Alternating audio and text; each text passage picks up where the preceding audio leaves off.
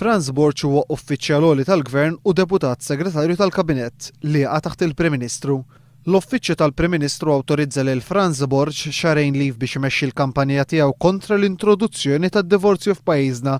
Fil-fatt, Franz Borch li jiġu ħudun Joe Borch diġà rrappreżenta lil moviment kontra d-divorzju f'pajjiżna f'laqgħa li dawn kellhom mal-awtorità tax-Xandir. L-involviment ta' Franz Borch fil-kampanja kontra d-divorzju tmur kontra l-kodiċi tal-immaniġġjar pubbliku. Dan il-kodiċu ma jħallux lill-uffiċjali tal-Gvern u impjegati mas-servizz pubbliku jesponu ruhom jew jinvolvu ruhom fi kwistjonijiet politiċi u kampanji li fuqhom ikun hemm kontroversji politiċi. F'Jannar li għadda dan il-kodiċi ġie aġġornat u inkluda speċifikament li nies fiċ-ċivil u li huma minn skala 1 sa skala 5 bħalma jgħid Franz Borch ma jistgħux jieħdu sehem f'attivitajiet politiċi.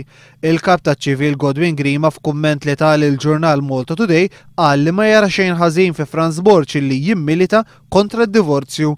Minħabba dan l-istess kodiċi l-eks segretarju ġenerali tal-Alternattiva Demokratika Viktor Gallia u żewġ uffiċjali tal-Azzjoni Nazzjonali kellhom iċedu l-karigi politiċi tagħhom biex ikomplu jaqdu dmir tagħhom bħala impjegati fis-servizz pubbliku.